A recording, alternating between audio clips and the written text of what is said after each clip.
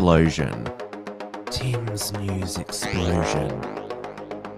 Tim's news explosion. Tim's news explosion. Tim's news explosion. Tim's news explosion. Tim's news explosion. Tim's news explosion.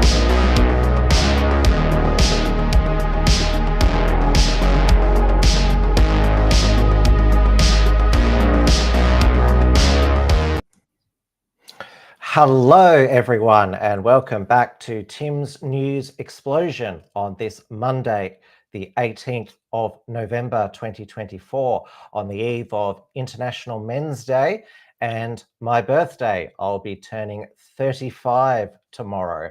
We are live on the Wilmsfront YouTube channel, the Wilmsfront Odyssey channel, and my Wilmsfront X account.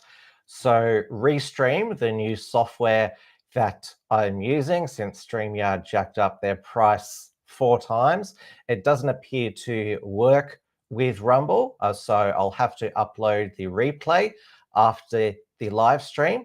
Ben Shand, the Dusty Bogan, who also switched over to Restream, although I thought maybe Gavin McGuinness could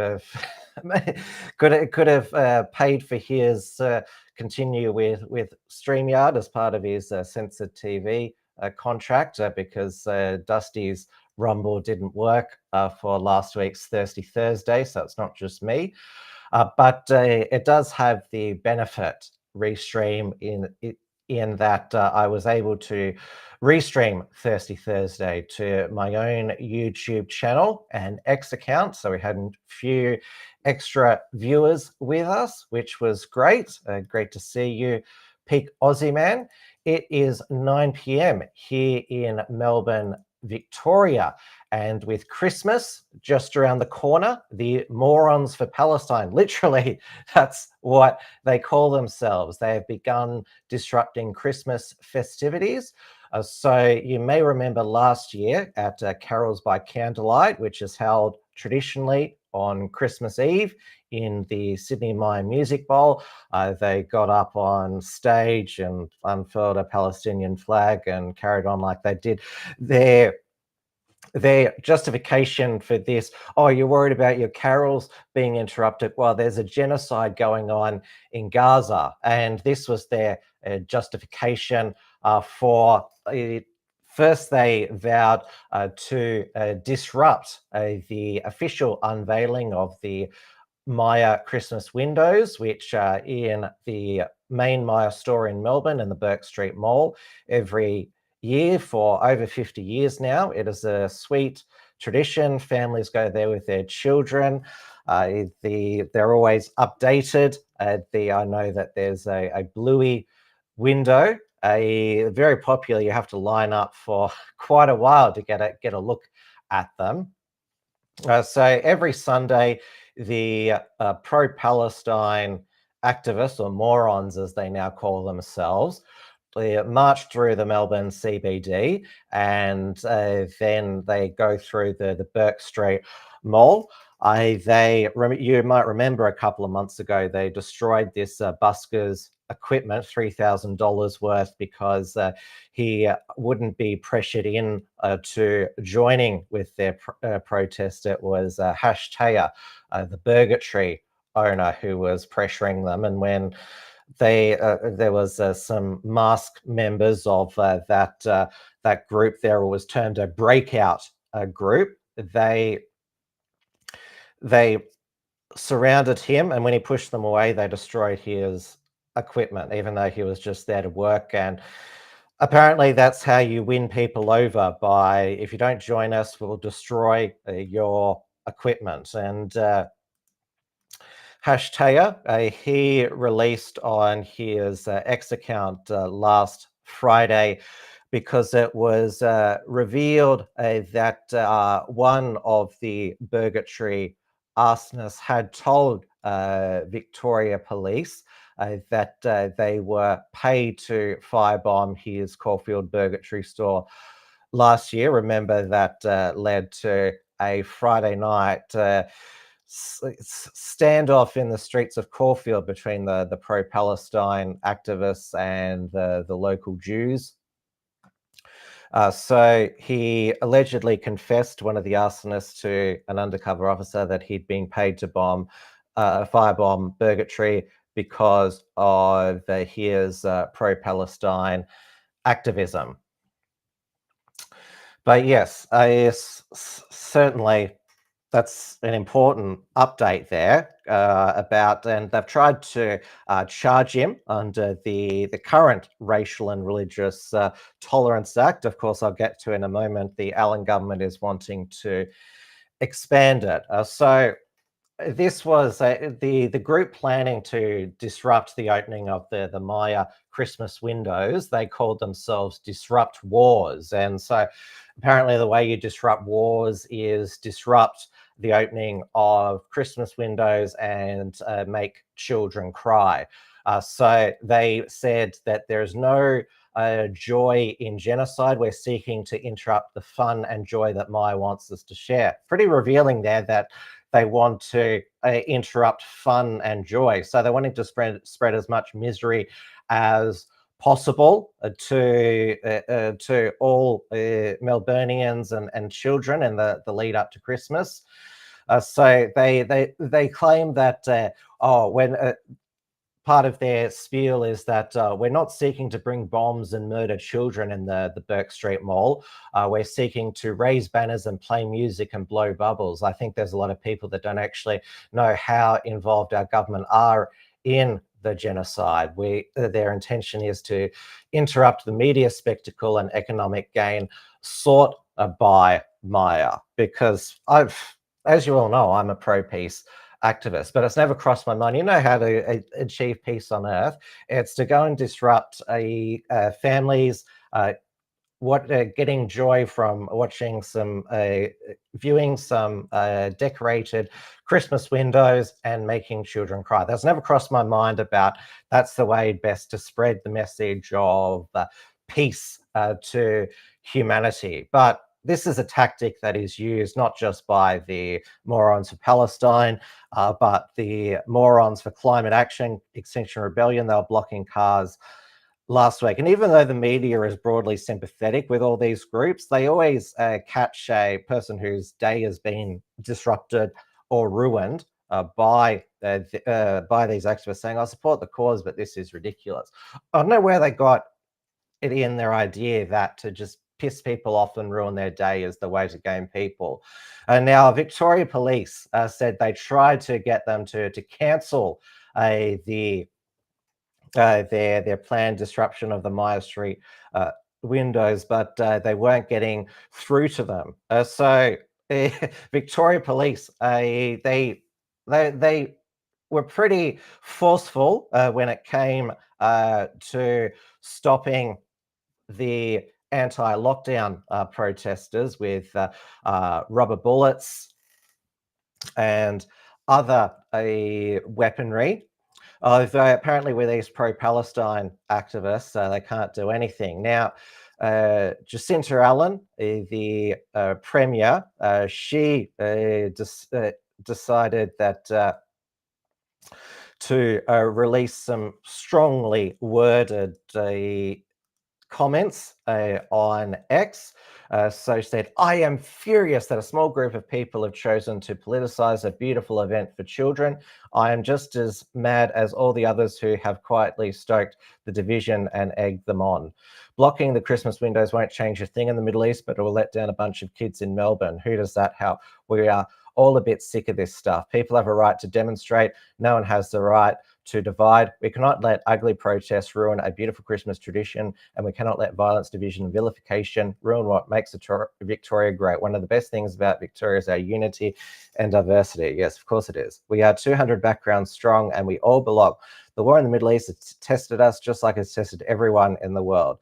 We must come out of it united, not divided. There are different ways to get there. One of them is a strong set of new social cohesion laws. It's going to be made mandatory to wind back this culture of division, put an end to vilification and hate. We've been working hard on those laws, and I can tell you now we'll introduce them to Parliament this month. I will not let the constant violence, division and vilification we see overseeing creep into Victoria. I'll fight for our friendly state, free of hate. Now, this is, first I'll play one of the organisers of the Disrupt Wars, Amy, talking to Tom Elliott about what she thought of Christmas. And then there was a group of 8 morons who ended up turning up, Morons for Palestine, on the day itself. First, they interrupted the Today Show cross, and then they interrupted later on the people viewing the windows. Do you buy your kids Christmas presents? I'm a Muslim, Tom. I don't celebrate Christmas. Right, so you're a Muslim. So you don't like what you see as the capitalist aspect of Christian Christmas? It has nothing to do with Christianity, Tom. It's capitalism. Well, I think you'll find that it does. Christmas means Christ Mass.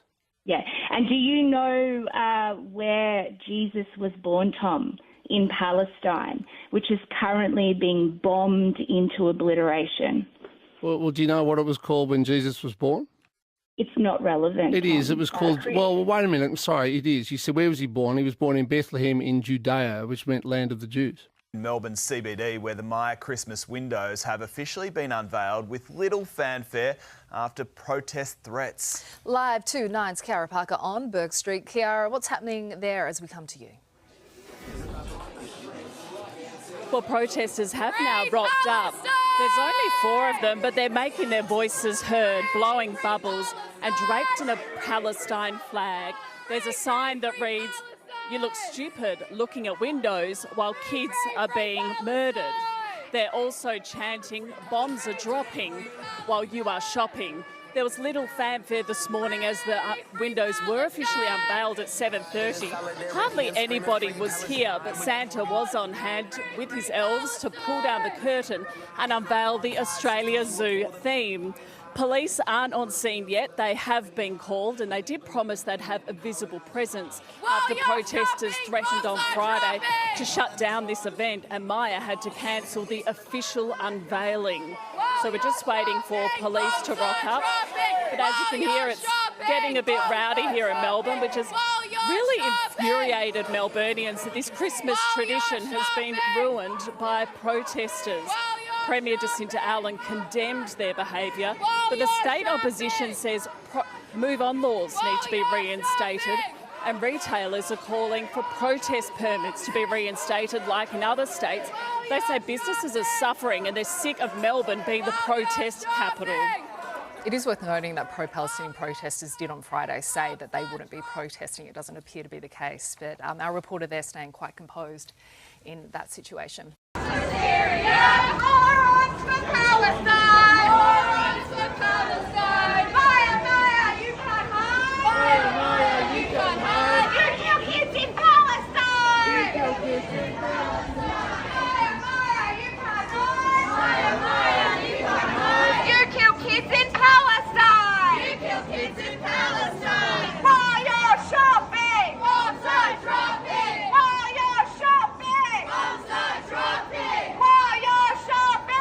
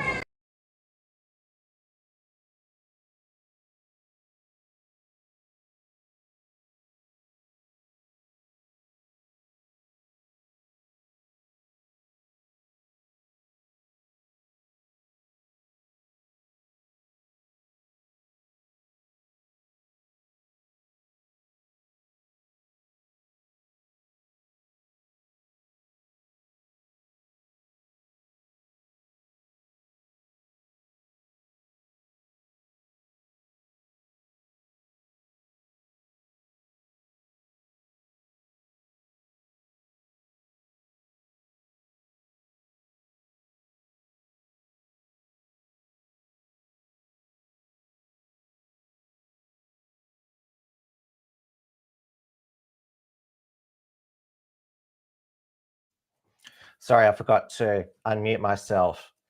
Pico Simen makes a good point. You know, it's actually illegal to pretend to be a cop. That's a good point, because Teresa Van Lyshout, who I interviewed last year on Wilms front, she was arrested and imprisoned for 7 months for impersonating a Commonwealth official because she declared herself the Governor General. Now, this Joker impersonator, because this woman dressed as a police officer with Joker makeup on. So how come there were all those Victoria police officers there watching, standing next to her while she was impersonating a police officer. Now, Victoria Police, they said, "Oh, we can't stop them coming into the Bourke Street Mall." You couldn't stop 8 people coming into the Bourke Street Mall, although they are having the industrial action at the moment. So there's rolling work stoppages, and I'm not sure if you've seen a police car recently. They've got the scribble on it, like the Ambos do in Victoria. They're demanding a larger pay increase, and I would say what goes around comes around, because they did Dan Andrews and Jacinta Allen's dirty work during the COVID lockdowns, crushed all of the protests. As I mentioned before, with they shot the protesters with rubber bullets, and they thought they would be rewarded for that. But because the state is broke, Victoria is broke. In fact, Tim Pallas is funding the big build through some form of super credit card. I didn't know that one had existed. So yes, it seems that they thought that they would get a reward at the end. They claim, well, we don't have a choice about which laws we enforce, although we have seen plenty of two-tier policing over the years. I'll tell you what, if the National Socialist Network, if they had announced that they were going to be marching down the Bourke Street Mall during the unveiling of the Myer Christmas windows, then Victoria Police would have made sure they had every resource available, industrial action or not, to prevent them from setting foot into the Bourke Street Mall. So Dawn Browning says Judeans come from Ur region, which is in Iraq. I saw that there was a few other morons for Palestine who are posting on X, basically trying to imply that if Jesus was around today, he would be with Hamas, even though Jesus' message was one of peace and love. So they're not being very Christ-like. And now the National Socialist Network, after the week of action that Victoria Police took against them, so they charged Thomas Sewell, Jacob Hershnet, and Nathan Bull with racial and religious vilification. So the charge against Thomas Sewell was over the burning of the CCP flags, the photos of Xi Jinping, Mao Zedong, and the Chinaman who is wanted over pouring the hot coffee over baby Luca in Brisbane. and the sign that said yellow grubs hand over the baby mutilator. Then, of course, Jacob Hirschnet dressed up as a Klansman, Nathan Bull dressed up in blackface for Halloween, and there are two complainants to Victoria Police, two black women who saw them in a Bunnings car park in Port Melbourne. This week it was the ABC's turn. They had it was a joint investigation with ABC's Radio AM program and their ABC 7:30 program. They also had an investigation piece on their website. I noticed that the radio segment and the investigation segment quoted Cass Ross, who it's not a day job, being a counter-extremism expert on the far right. She does this in her spare time. Her day job at the University of Tasmania is on Asian studies. Now, she didn't appear on the ABC 7:30 program itself because I don't think there's a wide enough screen to fit all of Cass Ross on, because she is a very large land whale. So the main person featured in between the ABC story on the National Socialist Network was Immigration and Home Affairs Minister Tony Burke, and it centred upon what Thomas Sewell had said on a recent Joel Blair and Tom show. He's already been charged for allegedly threatening, intimidating a police officer because he said on the Joel Blair and Tom show he wanted to look to dox this police officer attempted to unmask one of the National Socialist Network members at the protest against the migrant encampment at the Home Affairs Office. So the ABC 7:30 story centered around what Thomas Sewell is. Well, I'll play the story which contains what Thomas Sewell said directly. I won't attempt to verbal him. It is an honourable thing to be persecuted for your beliefs and to stand proud about your beliefs. Look, I don't care how they describe themselves. They're criminals. That's what they are. They're criminals. If you hate this country, leave.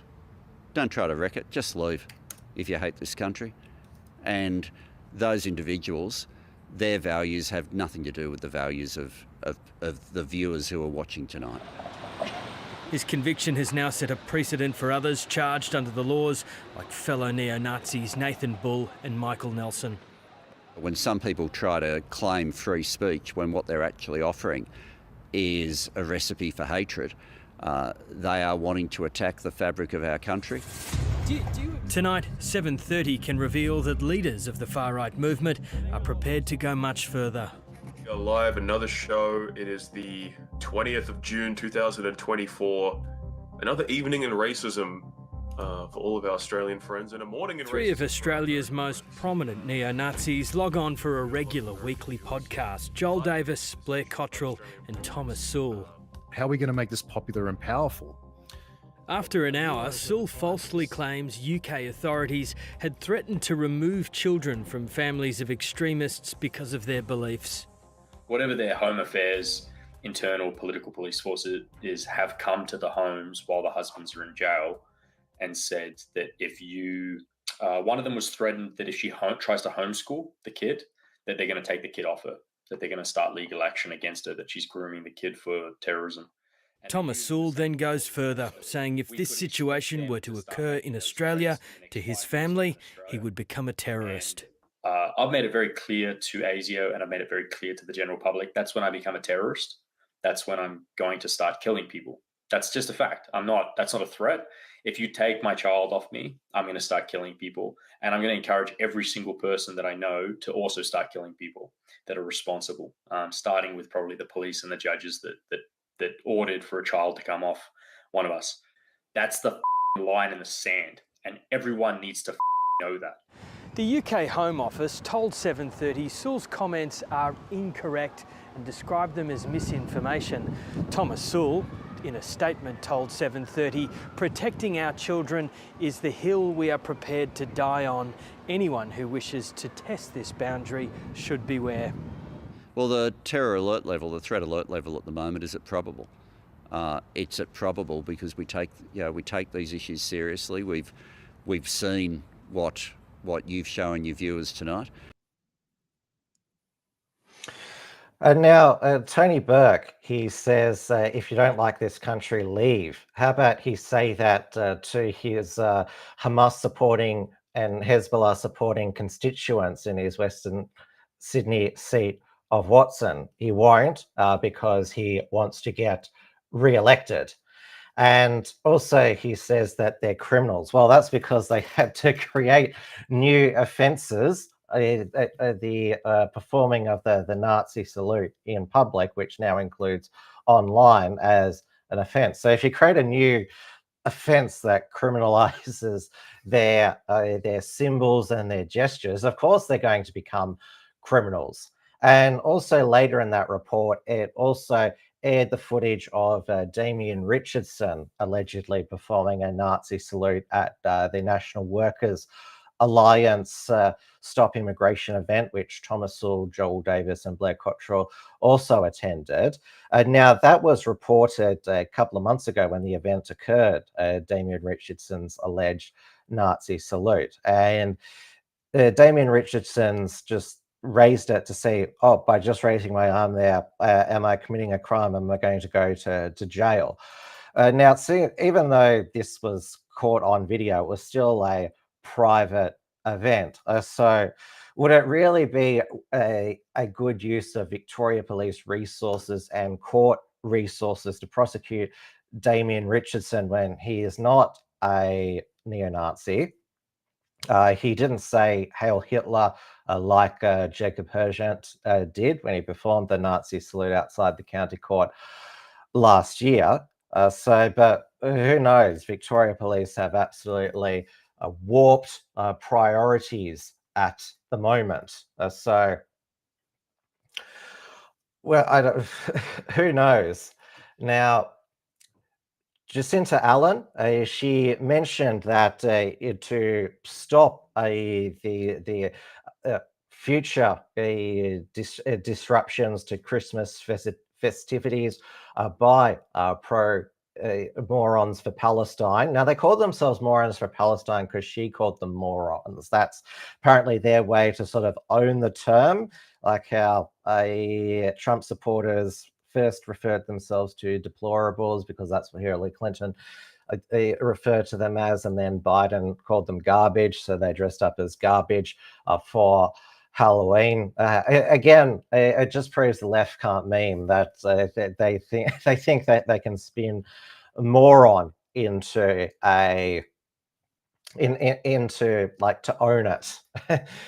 Now, I'm not sure if the social cohesion laws are going to be new proposed laws, or what Jacinta Allen was talking about. She appeared at a press conference on Friday with various faith leaders outside the Melbourne City Hall.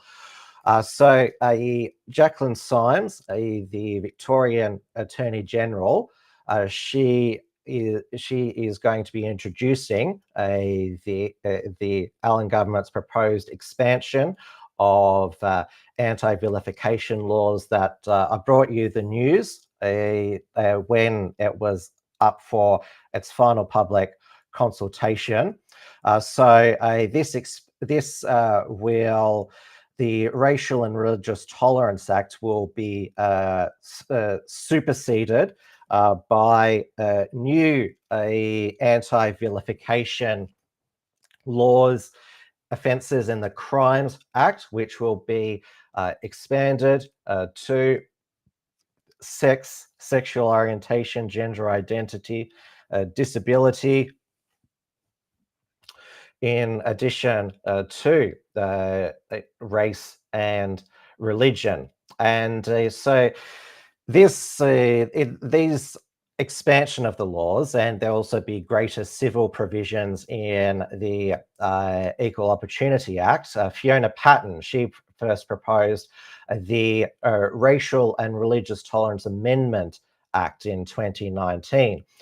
So Fiona Patten, remember she was first a MP for the Sex Party, then the Reason Party, lost her seat at the 2022 state election. She's going to be running at the next federal election for the Senate, for the Legalised Cannabis Party, Victorian Senate.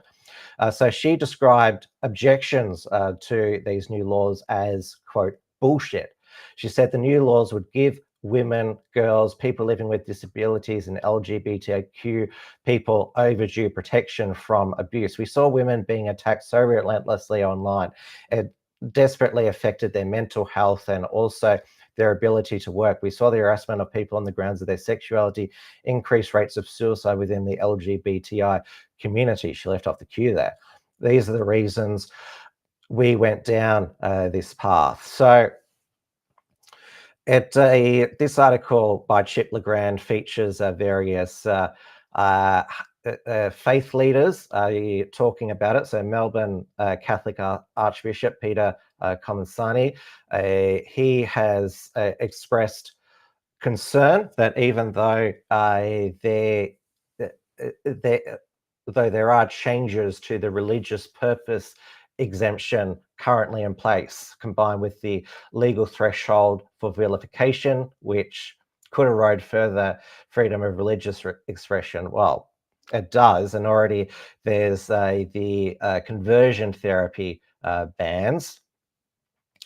Now, going further down here, so it has the Victorian Equal Opportunity and Human Rights Commissioner, Ro Allen, who used to be the state's first LGBTQI communities commissioner, so said the current laws do not go far enough. The law needs to be changed to provide better protection against hateful conduct so that people in Victoria are safer and perpetrators are held to account. The Islamic Council of Victoria, they support expanding anti-vilification laws beyond race or religion.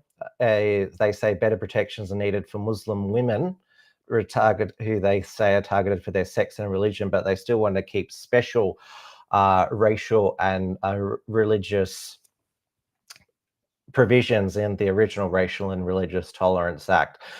Not surprisingly, the Jewish Community Council of Victoria Chief Executive, Naomi Levin, said the current protections against vilification were ineffective and also wants new laws to capture people who use Zionist as a term of racial or religious-based hatred, even though Zionism is a political ideology.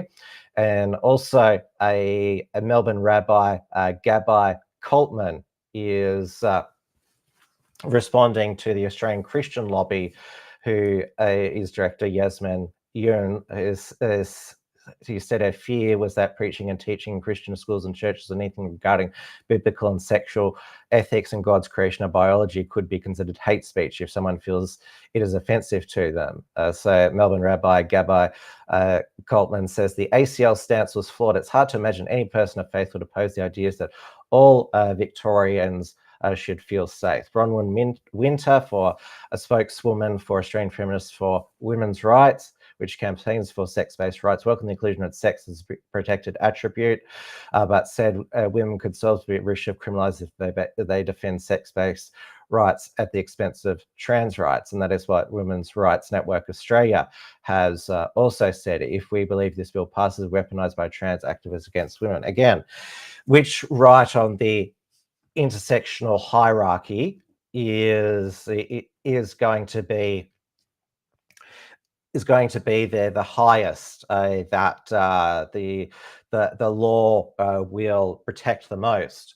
Pete Ozyman says these laws will only ever be applied to white people. They certainly won't be used to protect white men against vilification and incitement and threats like Clementine Ford's infamous tweet back in the day, kill all men, which he said was hyperbole or was humor. Now, the good news about the threat to our free speech at the federal level, the mis and disinformation bill looks doomed after David Pocock and Fatima Payman, the ex-Labor senator, and even Jackie Lambie, who infamously said Elon Musk should be jailed, all said they were against the mis-disinformation bill.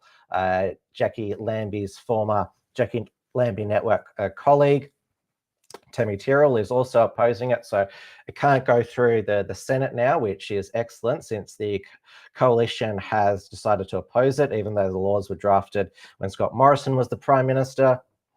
So the Greens, they abstained in the House. We still don't know where they'd stand in the Senate, but this is some good news at last. But the social media ban for under 16s, that will pass before the end of the year because that has bipartisan support now. Communications Minister Michelle Rowland, she was on Ben Fordham on 2GB last week, and said that gaming platforms and instant messaging services like WhatsApp wouldn't be covered. She still said that YouTube itself would likely be covered, which, what does that mean for the future of, say, 6 News, which was founded by Leonardo Puglisi when he was under 16, and a lot of their reporters are under 16. Is it going to completely ban those under 16 from even appearing on YouTube, even if the channel is run by those over 16? Again, this is all these things that are yet to be worked out, so there's not unintended consequences. And Michelle Rowland said she wasn't even sure that if Snapchat would be covered in the ban. I mean, that is the social media platform with the most cyber bullying and also a lot of sexual blackmail of underage people occurs. So you wouldn't, if it's designed to stop the cyberbullying and cyber abuse of young people, then Snapchat would be the top of the list. But of course, it's not about that. This is a Trojan horse. It is a digital ID by stealth, because how do you prove you're over 16 with digital ID? And also the fact that there is still going to be age inappropriate content in classrooms. There was this school in Sydney, primary school, where children were traumatized, parents were enraged over sexually inappropriate sex ed lesson. And also, there's now porn in school libraries. Yumi Stein's Welcome to Sex, Degenerate book is nominated for the Prime Minister's Literacy Prize for Young People. And Saul Malcolm Roberts cross-examined and said an estimate's one of the directors of Creative Australia, and said this book is age appropriate. The E-Safety Commissioner has approved it. So she thinks that this gross sexual book is fine, but is going to be given this power to ban under 16s from social media for their own protection. Now, Peter Dutton, he is attempted to defend his stance of opposing the disinformation bill and supporting the social media ban for under 16s, and this can only be described as Orwellian video. Earlier this week, I met with families who are campaigning for age limits on social media. Parents have legitimate concerns about the adverse effects of social media on children's development, mental health and attention spans. And that's why, following examples abroad in places like Florida, the Coalition strongly supports age limits for social media and verification, which also protects privacy. The legislation regarding age limits for social media is completely separate to the legislation on misinformation and disinformation. And it's important not to conflate entirely different issues of keeping our kids safe online and freedom of speech. The Albanese government's misinformation and disinformation legislation is a scandalous attack on free speech with censorship at its core. What we need to address is more speech, not less. No minister and no bureaucrat has a monopoly on truth. Yet Labor wants to make government and unelected bureaucrats the arbiters of truth. The Coalition strongly opposes Labor's misinformation and disinformation bill. In a digitally driven world, we need to preserve the free speech which underpins our democracy and also protect our children who are the future of our democracy. Did you understand that? So he says he's going to protect democracy by opposing the disinformation bill to support free speech, but he's going to ban online speech from young people to protect them for the future of democracy. So it's about strengthening democracy so that, because we know that this is part of the social media ban for under 16s as well, because they are exposed to what governments deem to be harmful role models about masculinity. And I mentioned last week, they'd be alarmed, all of the young men, Generation X, who voted for Trump. So it's also about this controlling the information that is available to young people. Now, they claim that health and education resources will be exempt. Of course, they're not age appropriate either as well. So it is, again, it's completely perverse. So children are not going to be protected from age inappropriate content in the real world. And of course, it's also being sold that this is designed to make life easier for parents by the government being the parent. Anthony Albanese was asked at a press conference, would these laws stop a future Anthony Albanese from getting started in politics? And he said, well, back in my day, we did petitions and talk to people.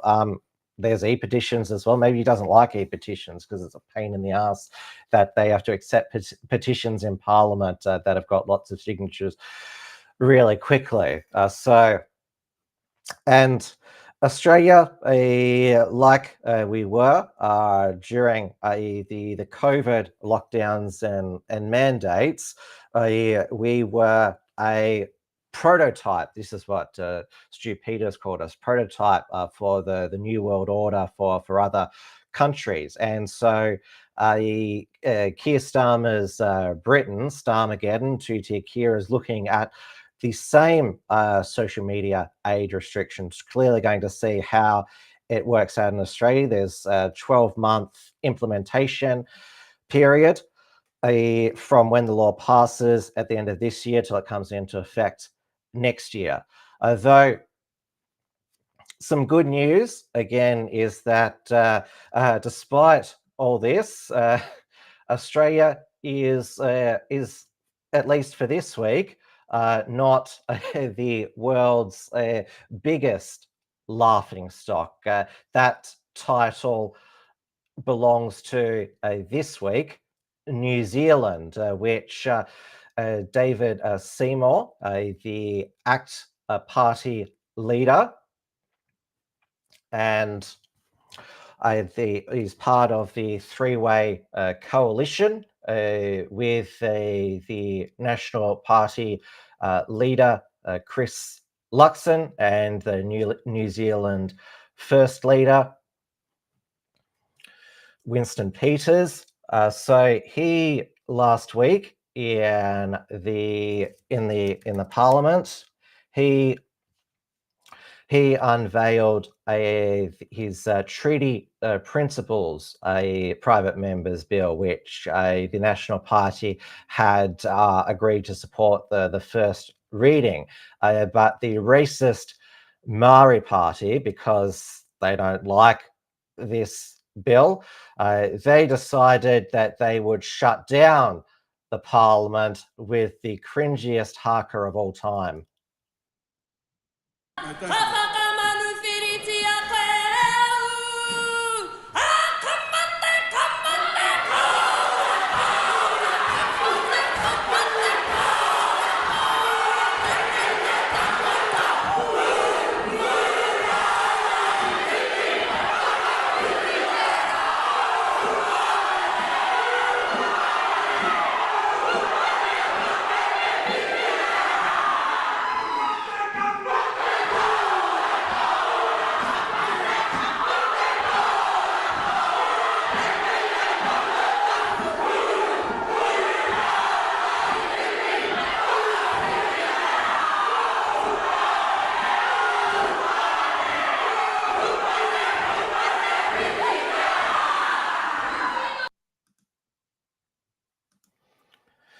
Yeah, so if you don't like a bill that's being introduced, you can just, as we say in an expression in the Anglo world, is carry on like a complete pork chop to shut down the parliament and dress it up as a cultural tradition. Now, the bill, David Seymour's, so the ACT Party is like the Libertarian Party in New Zealand. The treaty principles would mean that all New Zealand citizens would be equal, because the Maori Party is represented because of Maori seats. So the Maori Party holds 6 seats because they are overrepresented, because they've won 6 out of the 7 Maori electorates. So, which we would have got probably got something like that if The Voice had passed last year. So I'm very much looking forward to going on Reality Check Radio tomorrow morning with Paul Brennan to sort of gloat that we're no longer the world's biggest international laughingstock. It's your nation. Now, I previously said about the haka. So you saw that young whippersnapper there, I can't remember her name, who performed the haka during her maiden speech. She actually doesn't look that Maori. She could pass for maybe Asian, Southeast Asian, just because that's where they're originally from. Just like the Aborigines here in Australia, a lot of them share DNA with people from India. P. Cosman says, bunch of far-right ethnats. For some reason, the black nationalist separatist supremacist crowd get to escape that label for some reason. I hope this is the beginning of the end of the haka. I couldn't believe that particularly in rugby union, when the Wallabies play the All Blacks, the Wallabies are just supposed to sit there and take the haka war dance, like this, the All Blacks getting up on their face, aggressive and that. Oh yeah, and we're supposed to just sit and respect this intimidation. I mean, Mike Tyson wouldn't have copped that. I mean, he probably would have slapped him like he did with Logan Paul in the trash talking. Though, of course, Mike Tyson lost the fight in the end, just like the Wallabies end up losing most of the test matches against the All Blacks. Now, I thought that it was Andrew Tate who had the best take. Obviously, I don't agree with a lot of what he says, but he summed it up here. The haka is gay. Sorry, New Zealand. All that screaming and dancing just to get owned by gunpowder. Waka rata, ria, boom, dead. Exactly. The gun is mightier than some dance, and also the spear as well, which of course is a traditional weapon in ancient Aboriginal Australia, although it is still being used in some Aboriginal communities. So the Action for Alice account published, it was actually police cam footage from a community violence in Numbawal, so formerly known as the Rose River Mission, about 600 kilometres east of Darwin on the Gulf of Carpentaria. Now, a lot of people are saying, why didn't the police get out? Because, well, they don't want to be speared, and if they drew their weapons, they'd probably get accused of racism and lose their job. Here is the footage itself.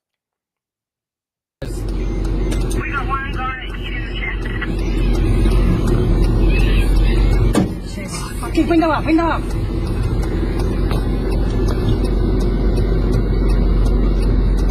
Oh, in the leg.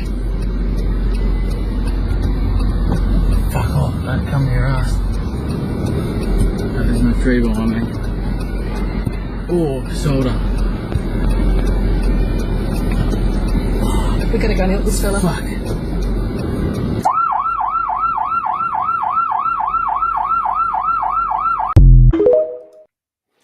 Remember the late Prince Philip? He was reported to have asked an Aboriginal Australian on a visit to Australia, do you still throw spears at each other? That was apparently proof of his racism. Though now we know the answer to Prince Philip's question is yes. And remember when Adam Goodes, the ex-Sydney Swans player who was nobly booed out of the AFL game remember he got the Australian of the Year award because he called a Collingwood fan a 14-year-old girl who called him Nate the face of Australian racism. He tried to make an Aboriginal haka after he got a goal against Carlton, throwing a spear into the Carlton supporters. Now, if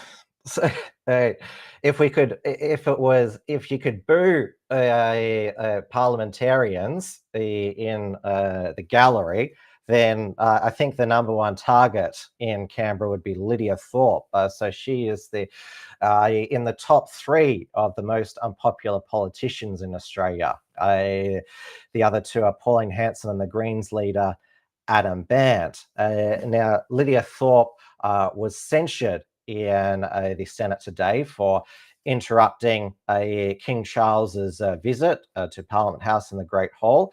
Thankfully, we've only got this one moron in our Parliament, while in the New Zealand Parliament, there's 6 of those morons who've been elected to the Myer party, who shut down the Parliament. So thankfully, there's only one of them here. The Lydia Thorpe just carries on like a spoilt child, and that's what she did when she was censured in the Senate today.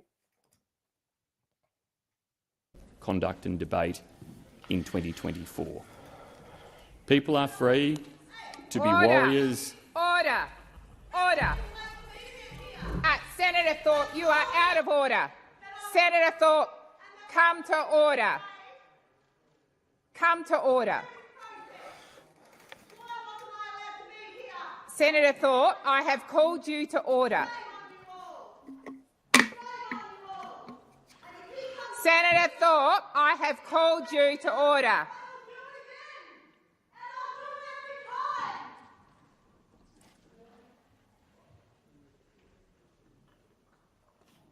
Senator Birmingham, please continue.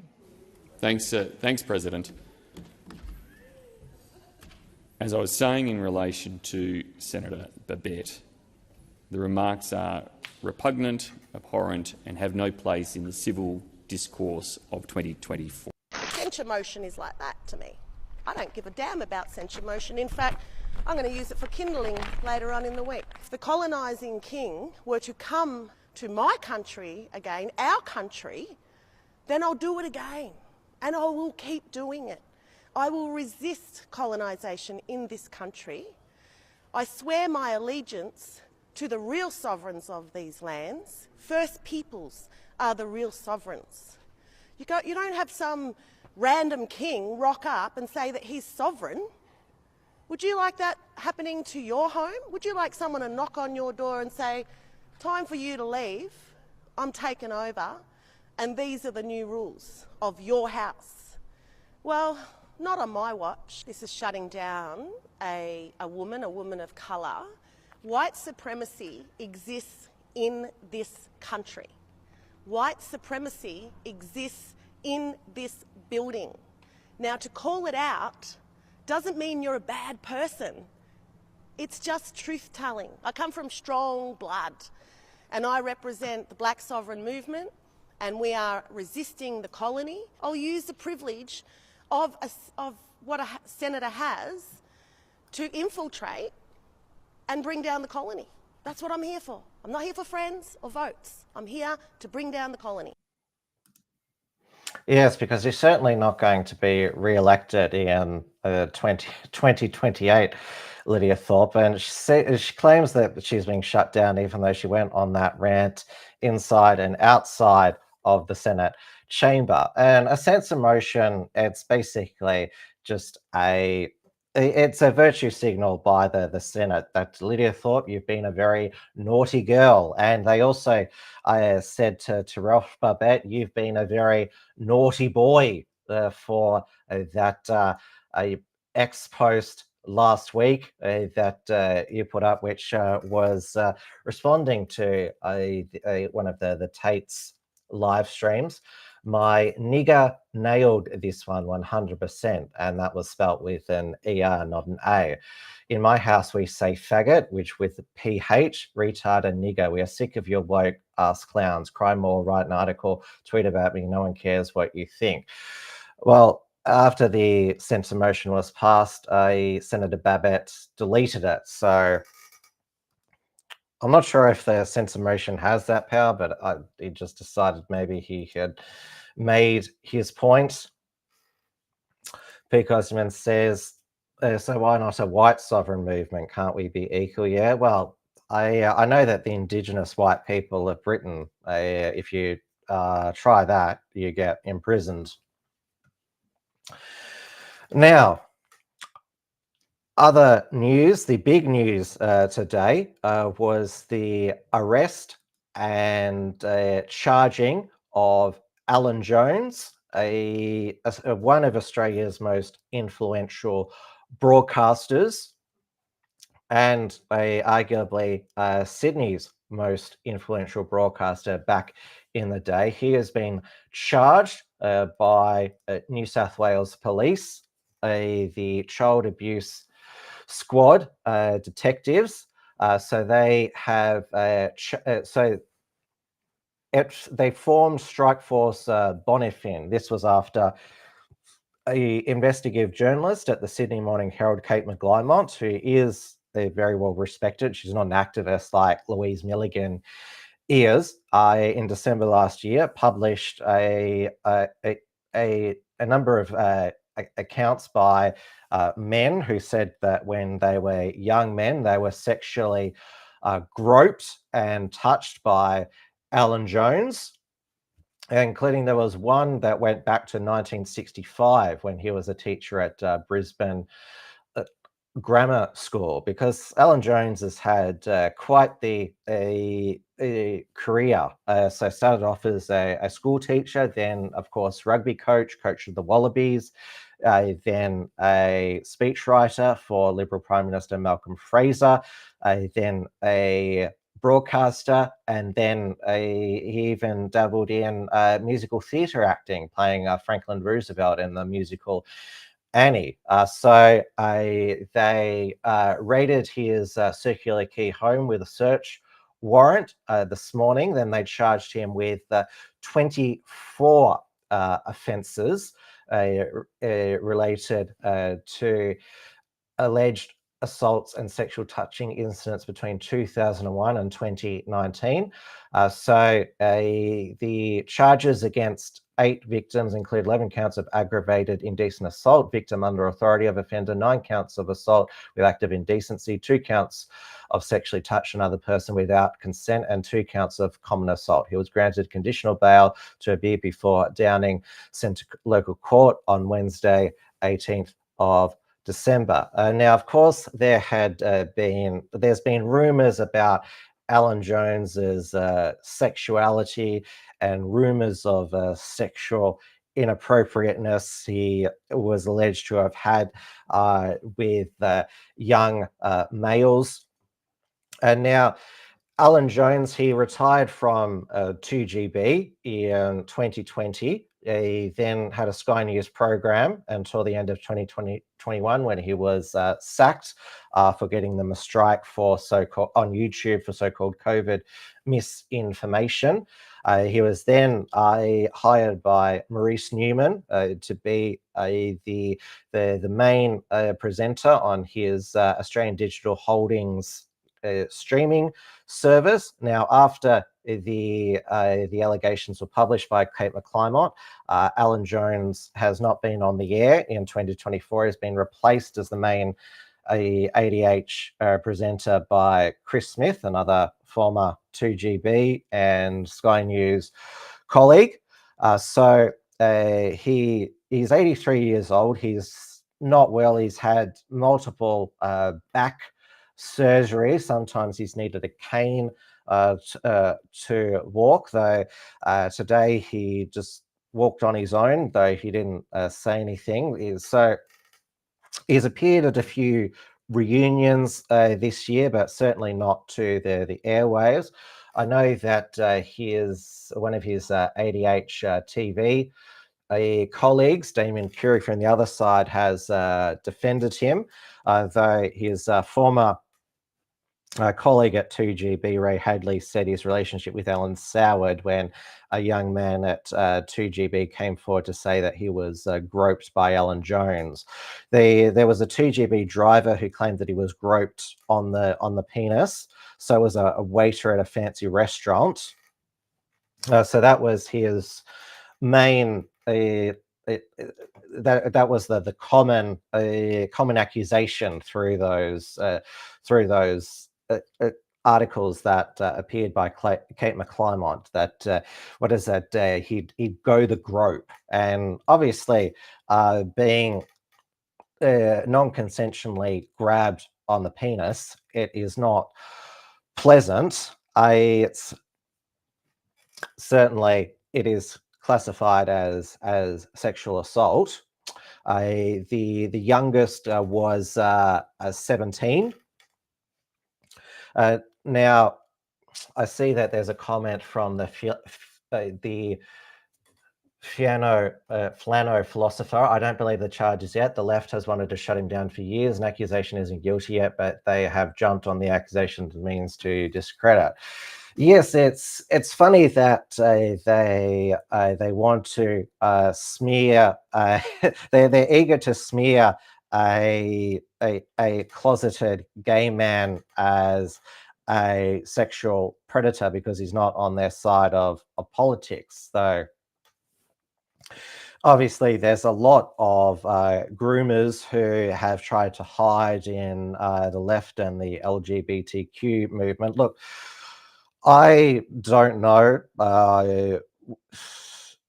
what to believe. I'm not going to make proclamations because obviously there is, when one accusation comes forward against a famous person, there's a lot of Me Too's. That's why it's called Me Too's. And we know that the allegations against Michael Jackson and Kevin Spacey, they were all found not guilty.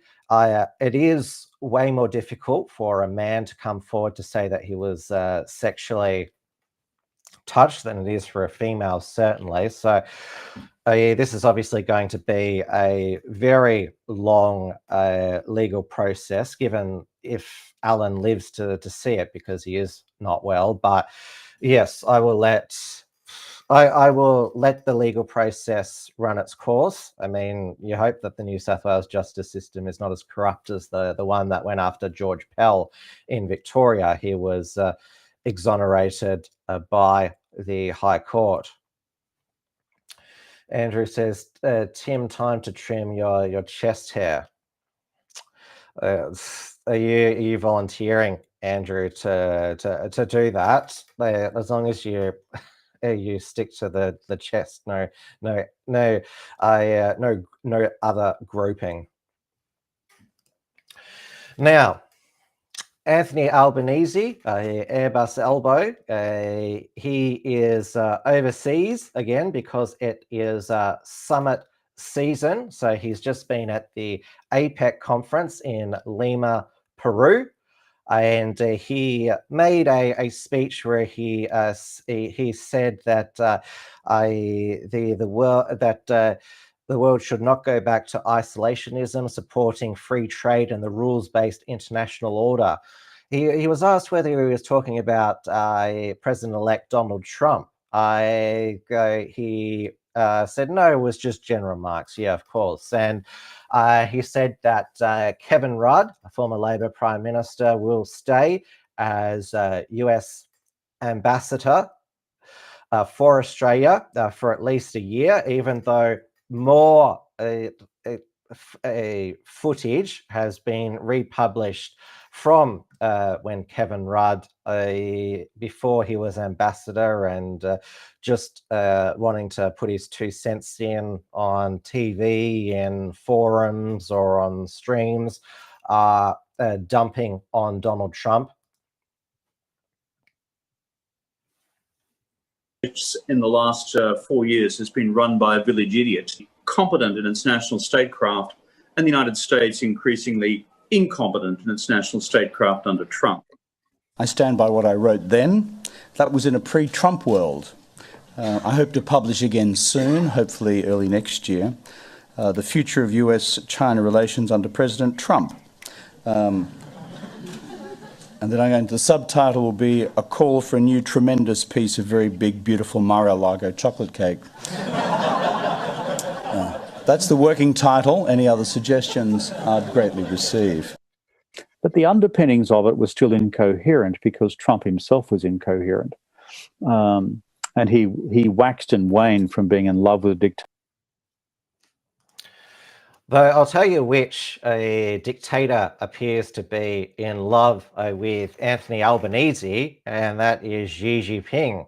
Well, remember, he was described as a handsome boy, I think was from the Chinese foreign minister. And now the China Daily has said that other world leaders should be more like Anthony Albanese in dealing with China. Clearly, exactly knowing what they were doing, it's sort of a backhanded compliment that, oh, we want the world to be more pro-China, but making it look that back home that Anthony Albanese is not firm on China. Remember, he and his trade minister, Don Farrell, who is also is the special minister of state, has tried to slip in the busy end of the summit season electoral spending reform, which will limit the amount of donations that can be given to candidates and parties, and also spending caps on candidates and parties, which will benefit the major parties, diminish independents, more taxpayer funds for elections. Clive Palmer has said he's already planning to challenge it in the High Court. Also, what happened as well, there was a United Nations vote on whether the Palestine had sovereignty over natural resources. Australia voted for it. There are all this brouhaha from the Liberal opposition. This is betraying our greatest ally in the Middle East, Israel. Nobody in the working class in Australia cares about some virtue signal at the UN. They want our government and our opposition to put Australia first, not have a Israel-Palestine conflict in the federal parliament and a mini one on the street. So there was another poll today that is bad news for Anthony Albanese, though in the South Australian state by-election for the seat of Black, vacated by ex-Liberal state leader David Spears, who faced court on Friday on drugs charges because there was that video of him snorting a white substance in his home. So that was won by Labor. So they've won 2 by-elections since Peter Malinauskas became the Premier. So at least Labor is looking good in South Australia. Now, last bit of Australian news. We've got the cricket season now underway. So there's the final of Pakistan's one day and 2020 tour of Australia, and on Friday the first test against India starts in Perth as part of a 5-test summer series. And last Tuesday, I'm not sure if anyone saw the front pages of the News Corp newspapers. So they had their Indian Summer Cricket Guide, which was a Hindi-English front page. So and it's also had a national broadband network ad down the bottom exclusively in Hindi. Now, obviously, the cricket media, News Corp owns Fox Sports, which is the one of the broadcasters of Australian cricket.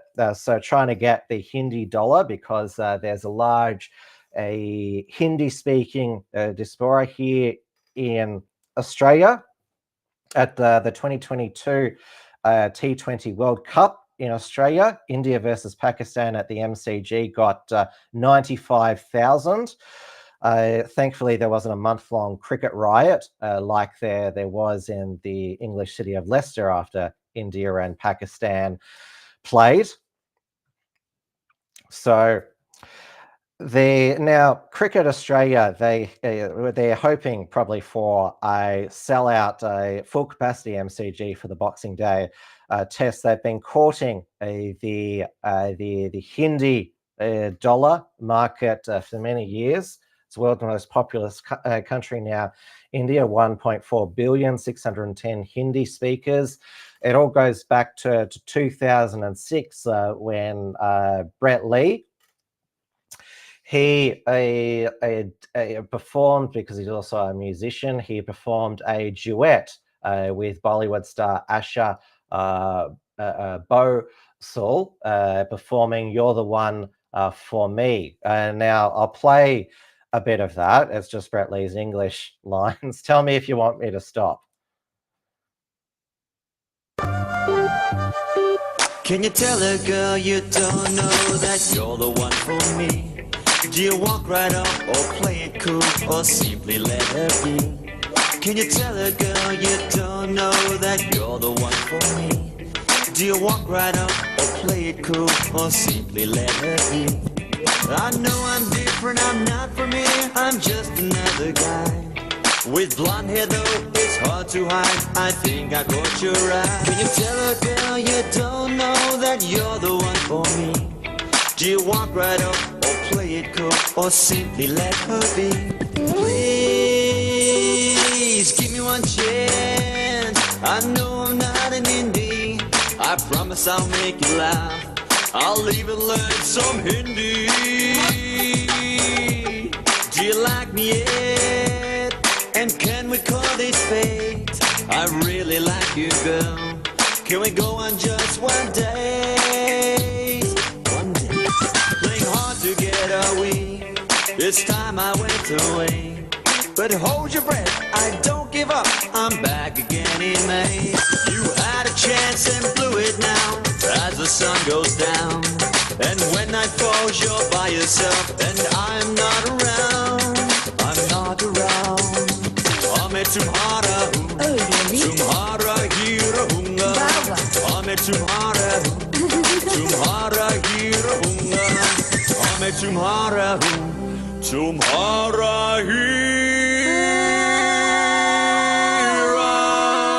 rahunga.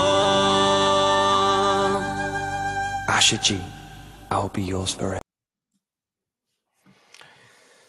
Mark says, ew, cringe. Peak Osman says, gross. This is part of Australia's cultural enrichment. And in fact, 10 years later, Brett Lee, he had a go at acting in the joint Australian-Indian film called Un-Indian, where he plays an English as a second language teacher to immigrants, and he falls for an Indian single mother. But of course, as Australians, I slowly seeing that mass migration, particularly from India, where it's not all cricket, curries and Bollywood.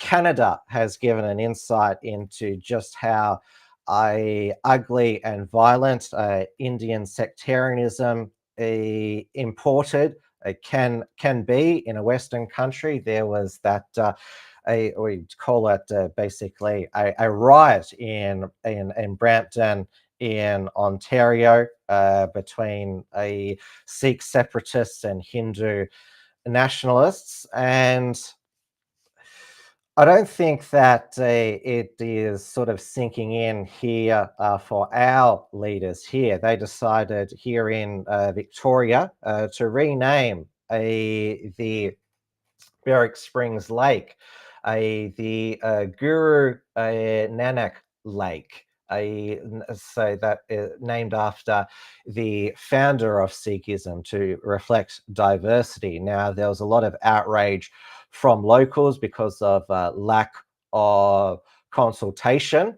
There wouldn't just be Australians upset at this, there'd also be Hindus who would be upset at this as well. We've already had the mini riot in the Melbourne CBD back at the beginning of 2023 when the Sikh separatists held their fake referendum to have their separate Sikh state of Khalistan. Now, there seems to be going over to the United States now. There seems to be a lot of Hindus who Trump has nominated for positions in his administration. So the United States has one of the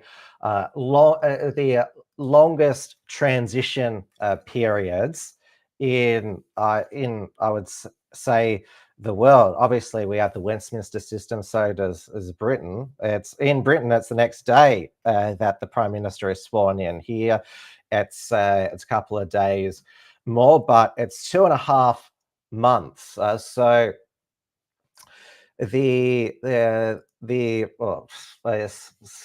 keeping on the Hindu theme for a moment. So he has nominated Tulsi Gabbard, a former Democrat who actually ran for president against him in 2020.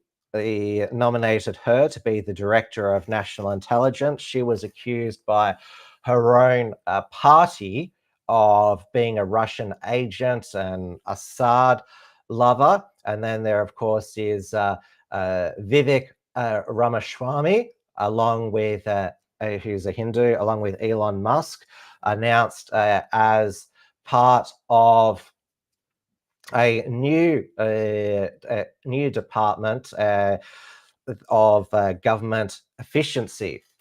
So this will be working to slash government spending and regulation. So Department of Government Efficiency, DOG.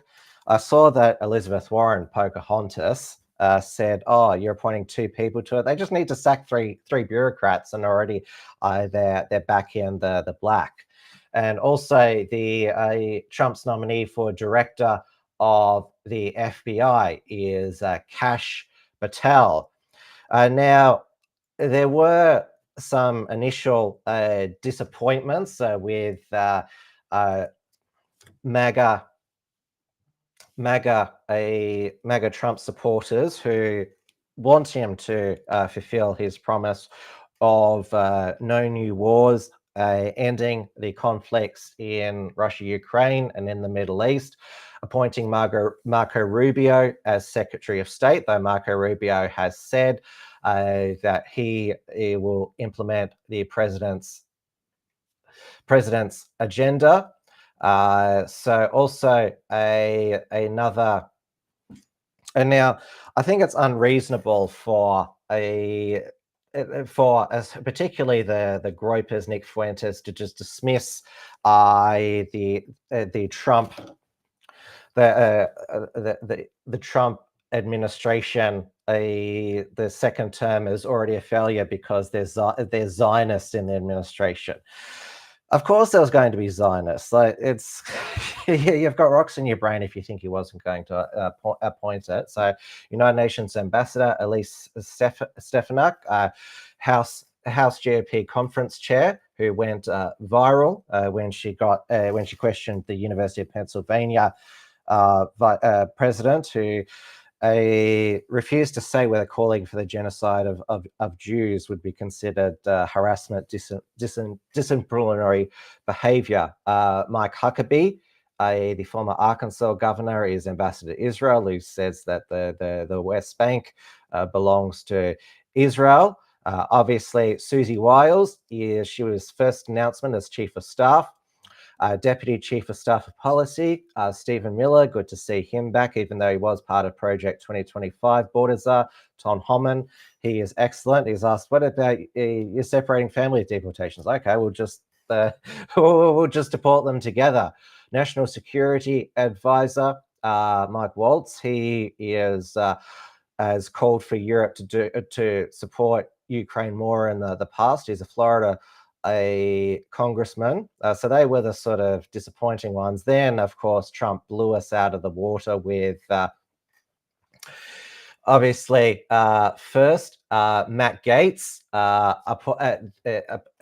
announcing his nomination for Attorney General. Of course, Matt Gaetz was under investigation by the Justice Department for alleged underage sex trafficking. And they would have, if there was any substance to the allegation, the Weaponized Justice Department, they would have got Matt Gaetz, and of course he is one of the best Trump style speakers, apart from obviously Trump himself. His view on the women who are obsessed with the right to abortion, the ones that don't look like they would be at risk of getting pregnant anyway. Have you watched these pro-abortion, pro-murder rallies? The people are just disgusting. Like, why is it that the women with the least likelihood of getting pregnant are the ones most worried about having abortions? Nobody wants to impregnate you if you look like a thumb. These people are odious on the inside and out. They're like 5'2", 350 pounds, and they're like, give me my abortions or I'll get up and march and protest. And I'm thinking, march? You look like you got ankles weaker than the legal reasoning behind Roe versus Wade. A few of them need to get up and march. They need to get up and march for like an hour a day, swing those arms, get the blood pumping, maybe mix in a salad. It's just pure ugliness, and I see that ugliness on the inside, I see it on the outside. You know, even in the horrible circumstance where an abortion may happen, it is nothing to celebrate and it is nothing to cheer. Mm-hmm. Is it safe to say that based off of your comments, you're suggesting that these women at these abortion rallies are ugly and overweight? Yes. What do you say to people who think that those comments are? And it's worth also saying that the same women who are vowing to go on a sex strike after Trump's election victory, who weren't getting any sex to begin with. Whoopi Goldberg saying she's going on a sex strike now. Nobody wants to have sex with Whoopi Goldberg anyway. I remember there was a hilarious Simpsons Halloween episode where this guy is throwing through a bottomless pit. I was wrong to think that anyone would want nude pictures of Whoopi Goldberg. Now they're trying to copy the 4B radical feminist movement in South Korea, which has been a contributor to the catastrophic birth rate decline in South Korea to less than 1 per couple. So they're obviously hoping to replicate its success over in the United States. But these are the women who weren't having sex anyway, or that any men would want to have sex with as well. And now you also have the people who remember the celebrities who were saying that they were going to leave the United States if Trump won. They said the same in 2016. But I do give credit to Eva Longoria, who said she's already left the United States and has settled her family in Mexico and Spain. Good. Go to Mexico. They have a feminist, abortion, trans-loving president over there. So you'll be much happier there. We're still waiting on Barbara Streisand to move to England, and now they're all quitting Twitter X because they can't stand that Elon Musk, who is now in the Trump administration, owns X, and now he's manipulating the algorithm to promote his posts and other posts that he likes, even though they had no trouble with algorithmic manipulation when it was Twitter under Jack Dorsey. So even though they have their free speech hasn't been suppressed, they are all going over to Blue Sky, which is, I know that when Musk first took over a Twitter and then turned it into X, they said they were all going to Macedon. I think that's how you pronounce it. That was a flop. Then when Meta launched Threads, they're all going there. The Blue Sky migration seems to be has a bit more momentum in it, but the main people who are migrating there, the Marxists, the trannies, the degenerate fetishists, and the COVID crazies. There's already a Libs of Blue Sky account, and they're wanting it to be their safe space. Now, even though these fetishists, they could still post their disgusting content on X, because Elon Musk has continued to allow triple X content to be posted on X. You can post some of the most disgusting pornography that's ever been produced on the internet on X and Blue Sky that doesn't even OnlyFans allow. But they are wanting to protect their safe space against hate. So Blue Sky Safety has received 42,000 reports in the past 24 hours. And so there's a lot of the be kind crowd saying fuck off to Donald Trump. So there is a lot of degenerates there. Oh, look, there's George Tahaki there over on Blue Sky as well, and also. So this is the account here. So I think it's become Blue Sky. It's called the Butterfly app. It's basically becoming the new Tumblr. So yeah, there is lots and lots of. So yes, this is one. Hertha Fox.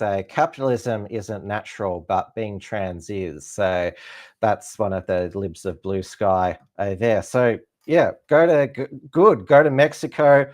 Have a safe country there. Go to Blue Sky there. Have your safe space there. We won't miss you. So we've had recently Don Lemon, Jamie Lee Curtis announced that they're departing X, and The Guardian, which is, I mean, we're still going to get The Guardian parody headlines at it's called the Grandian is what it's called. So yes, we'll see how that goes for their business model, but they just didn't like being ratioed. That's what they didn't like. Now, going back to Donald Trump's appointments, so another one that's whipped the Trump deranged people into a frenzy is his Defense Secretary nominee, Pete Hegseth. Now, he's just called as the Fox and Friends weekend host, even though he's done tours of Afghanistan and Iraq, earned 2 bronze stars. Certainly an improvement on Lloyd Austin. What is that? The black guy, as Joe Biden talked to him, and this is him outside the 9/11 memorial in what looks to be his underwear. He's certainly got a big weapon, and it's probably got a large arsenal as well. I know that a lot of the MAGA gays and homocons were making those jokes as well. And of course, the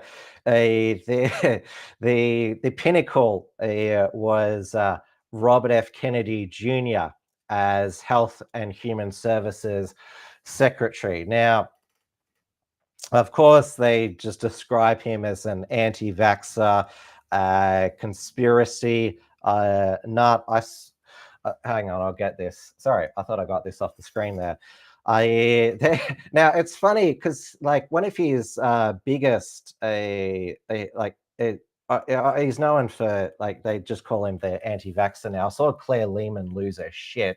She's on Q&A right now. What a ball fest, because she considers herself the enlightened pro-science liberal. Remember, she was for the COVID vaccines, for Australia's COVID response, and it's like, oh, but he's anti or nuclear and drilling. Trump's not putting him in charge of energy. And I notice even the New York Times now, they're against Kennedy wanting to make American food healthy again.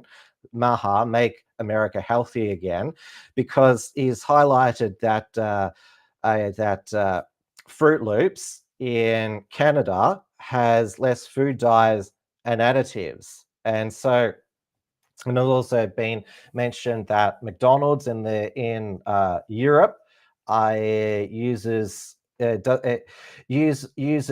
fresh oil, not reusable oil, like McDonald's in the United States. And of course, I'm not sure if he actually ate it, Robert F. Kennedy Jr., the McDonald's that Trump had on Trump Force One when they're coming back from the UFC. Doesn't look exactly pleased there. Apparently what he had was a McChicken sandwich. So this was posted, I saw this on Donald Trump Jr.'s his X account, where he says, "Make America Healthy starts tomorrow." And so there's Trump and Don Jr., RFK Jr., Elon Musk, and there's Mike Johnson there in the background. He's trying to be cool now. He was at the UFC, fist pumping. Remember, he 20 years ago was your standard Republican social conservative, has a Christian covenant marriage. Now he's trying to be hip with the MAGA youth. Tulsi Gabbard, Joe Rogan was also there as well. So was Kid Rock. He says that Trump has appointed him to his cabinet, the liquor cabinet. Hopefully no Bud Light there as well. So it was at Madison Square Garden again. I'm not sure if they called the UFC a Nazi rally like they did with his rally just before the election. I just registered the handle Wilms front on Blue Sky. The Flano philosopher said, "Oh God, what are you going to post under my name there?" I'll have to post on my X account. That's not me there posting on Blue Sky there on the. So yes, I certainly I certainly won't be going over there to create a Wilms front there of my own. So that definitely won't be me. Now, some of you may not realize that they are still counting the votes in the presidential election, the Senate races, and the House races. So they're still counting, even though Florida could count all the votes in a couple of hours. In California, still only counted 95%. They are also still counting in Pennsylvania and Illinois. And they're now trying to claim that Trump doesn't have a popular mandate now, because even though he won the popular vote, he is below 50% of the popular vote now, though he got 2 million more votes than last time. In 2020, 76 million. Kamala's up to almost 74 million. So there's a missing still around 6 million votes from 2020. Where did they all go? These 6 million voters from 2020. So it has been confirmed Trump's majority in the Senate. They're still not calling CNN the Pennsylvania Senate race. So Dave McCormick, a Republican challenger to Bob Casey, is ahead by around about 18,000 votes. So Republicans is likely to get 53. The House, so the Republicans they've got another majority of 218, though the Democrats are on 211, which means there's 6 still in doubt. So another wafer-thin House majority. Now, I think that's why Mike Johnson was at the UFC. He was wanting to show that, look, you can trust me to implement the MAGA agenda. Look, I'm down with the MAGA crowd now. Now, the Kamala fallout continues, is that it turned out she paid celebrities for endorsements, including Oprah Winfrey, $2 million to Harpo Productions. Normally, it's the interviewer who pays money to the interviewee, not the other way around. Also paid Beyonce to not sing at her rally. And also, remember when there was that twerking group at one of her rallies? They got paid for that as well. As far as we know, none of the celebrities who endorsed Trump, Dana White, Kid Rock, Hulk Hogan, were paid. We don't know if Hulk Hogan will be appointed to the Trump cabinet. Now, they all have to go through a Senate nomination hearing confirmation process, though Trump does have the option under the Constitution for recess appointments, where if he can't get through his nominees. I think that the president should have the power to, from the minute he takes office, to appoint his entire team. He's the president. He should be able to implement his agenda from day one. The new Senate leader, John Thune from South Dakota, has said recess appointments are not off the table. Though one of his first phone calls after being elected to replace the old turtle Mitch McDonald was to Benjamin Netanyahu to reaffirm the United States' commitment to standing with Israel, our closest friend and ally. And now, did anyone see? Now, I dumped on Nick Fuentes last week when because he dumped on Trump just before the election, said he wasn't going to vote for Trump, and said that I advised all of his Groper followers to not vote for Trump, and then says we did it, trying to train credit for something that he didn't do. Though I do give him credit this week because he was in response to the "Your Body, My Choice" the post that he made. He was doxxed his home address, and he was stalked by this feminist Maria Rose. And because you have the right to self-defense in the United States, you're allowed to protect yourself against a stalker and potential intruder. Oh my God, what are you doing? Get the fuck out of here.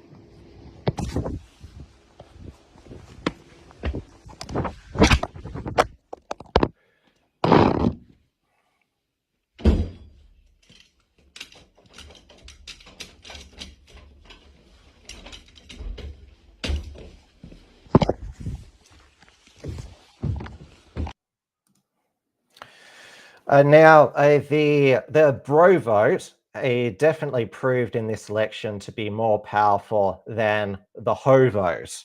So I remember all of those trad thoughts before the election. Ashley St. Clair, Sydney Watson, and Lauren Southern Lauren Southern being Canadian, she can't vote in the US election, but she hasn't posted since she was caught up in the tenant media, a Russian money funneling operation, which Lauren Shen and her husband were leaders of. Maybe Lauren Southern's working on a 3-hour video saying, I'm a victim. Merrick Garland said I was. My best friend Lauren Shen betrayed me, poor me, like she has with her divorce and other whole truth video.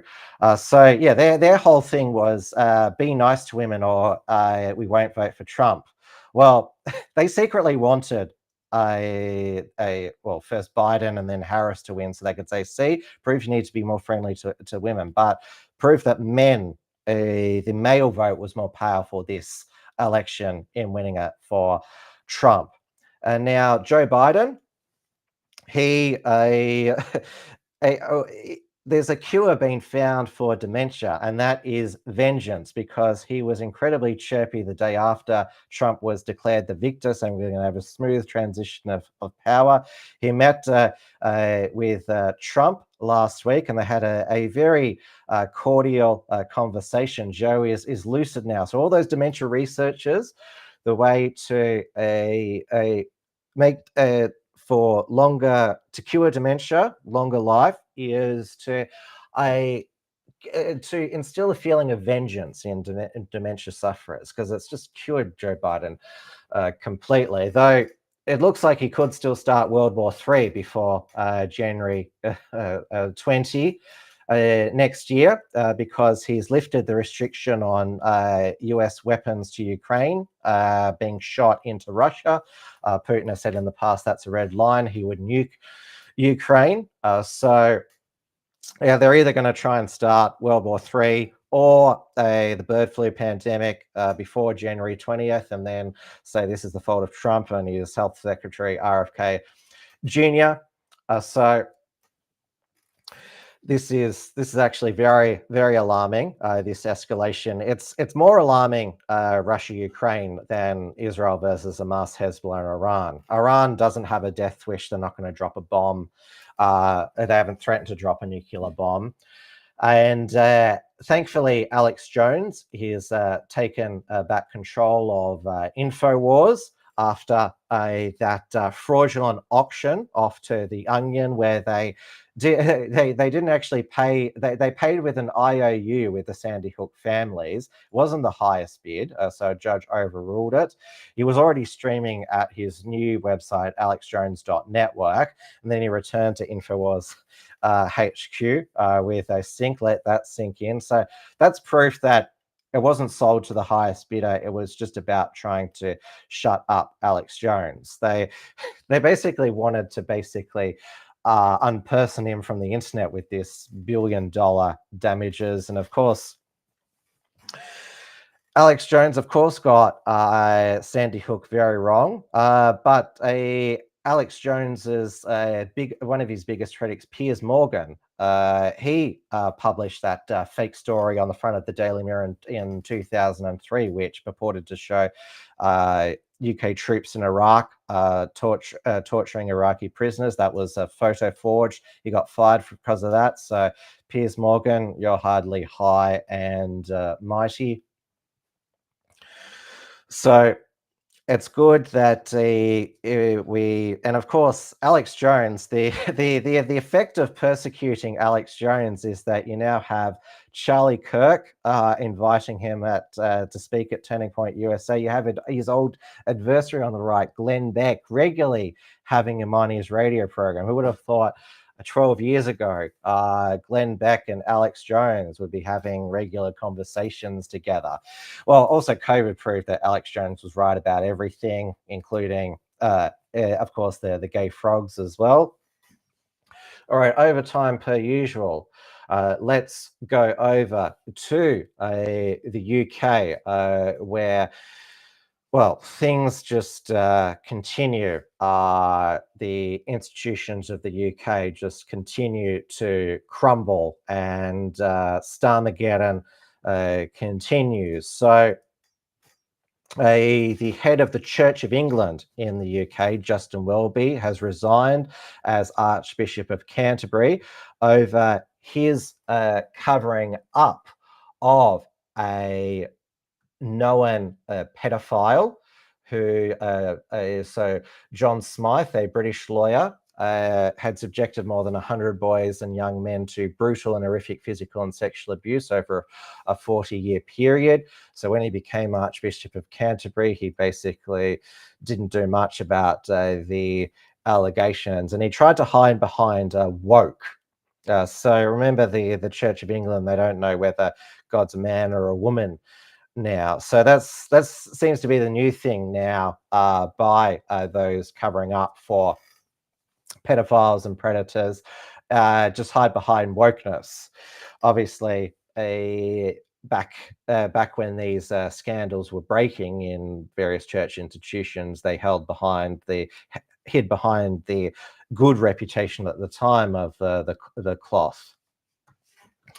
Though at least he hasn't committed a non-hate crime incidents, which I can't believe that this is a thing in the UK. The police, they record non-crime hate incidents, NCHI. So these are, just think about this for a moment, non-crime hate incidents. So aren't the police supposed to investigate actual crimes? And they've even included, this was through Freedom of Information, a 9-year-old was probed by police in a non-crime hate incident for calling a fellow primary school pupil a retard, and 2 secondary school girls are being looked into after another student smelled like fish. And so this was a Freedom of Information request submitted by the Times newspaper. Government guidelines say clearly a non-crime hate incidents only supposed to be recorded by police when they clearly motivated by intentional hostility. What about investigating actual crimes? So of course, the actual crimes, the grooming gang cover-ups that went on for many years. It wasn't just the Church of England covering up predators. So there recently it has been exposed that the UK Home Office has branded the reports of the grooming gangs as part of right-wing grievance talking points. And now, of course, we have just seen those who have objected to, in the aftermath of the Southport stabbing, to the invasion of Britain over the past, well, it's at least 15 years when it comes to illegal boat arrivals. They're continuing under the Starmer government. Of course, the Conservative government did nothing about reining in the police here. So we've had all of the Southport in the aftermath of the Southport stabbing. The arrested suspect Axel Rubicabana is just a few cells away from Tommy Robinson, who was jailed for 9 months for contempt of court over his silence documentary. He has told visitors that Axel Rubicabana is attending mosque in Belmarsh. Now, why did Keir Starmer and the judiciary just go so after so many people, imprison them for years and years in the aftermath of the Southport stabbing?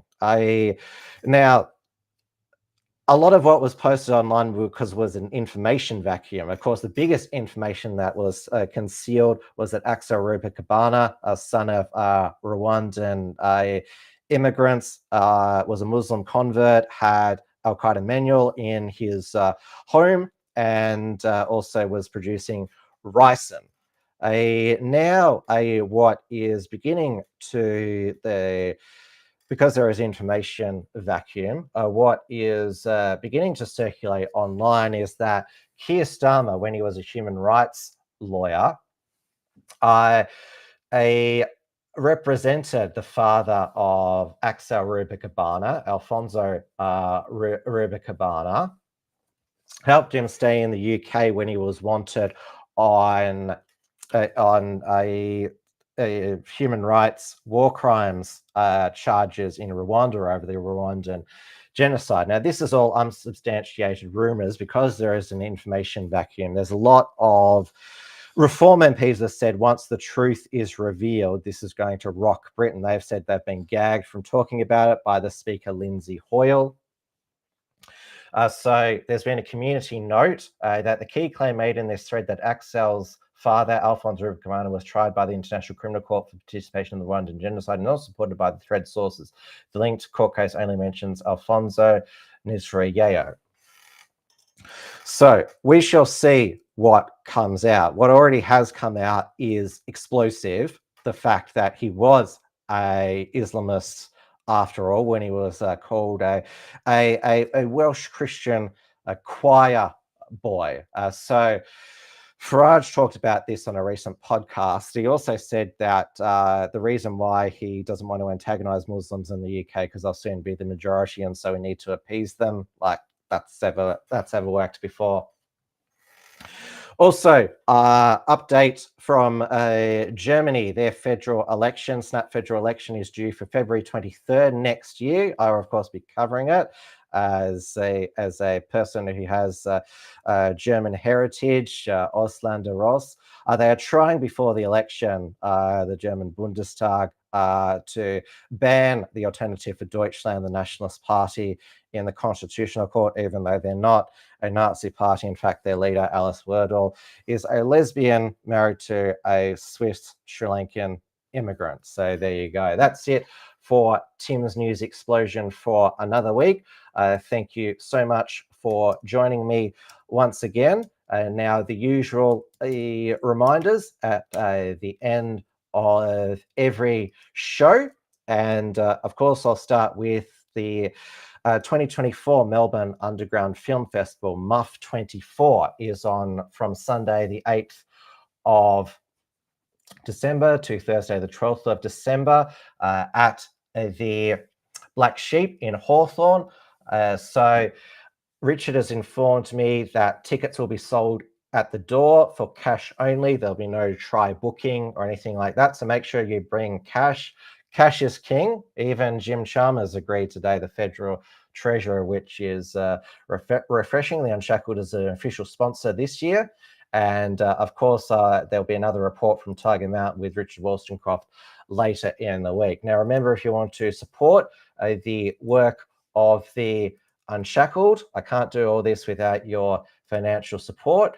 So you can take out a membership on the unshackled.net/membership. I still publish the Unshackled articles on the unshackled.net, and also the Unshackler Awards, which will be coming up at the end of the year. And also you can support us on Substack as well, the unshackled.net, the unshackled.substack.com/subscribe. So for Unshackled memberships, we have an option of bronze, $5 per month, $50 per year, silver, $10 per month, $100 per year, gold, $250 per month, $25 per month, $250 per year, and platinum, $50 per month, $500 per year, while on Substack, monthly $5 per month, annual $50 per year, or founding member $500 per year. Make sure that you tune into my Wilms report tomorrow on Reality Check Radio's breakfast program with Paul Brennan. It'll be my birthday, of course. And of course, my ex-Trad Tasman Talk colleague, Dewey DeBoer, is back with the dialogue every Monday from 12 p.m. to 2 p.m., back from his trip to Japan. That is all for this week. I'll let you know when there's another Wilms Front guests. Otherwise, I'll see you next Monday for Tim's News Explosion, 9 p.m. on the Wilms Front channels. Don't forget to give a like, thumbs up, comment below, share, because it all helps with the algorithm.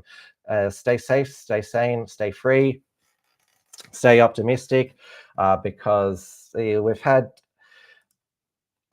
some little victories lately. There's still we have a lot of attacks on our freedom and free speech coming, but with Trump back in the White House, provided that Biden doesn't destroy the world with nukes until then, I think we will have some optimism when he returns. Good night, everybody. Tim's News Explosion. Tim's News Explosion. Tim's News Explosion. Tim's News Explosion. Tim's News Explosion. Tim's News Explosion. Tim's News Explosion.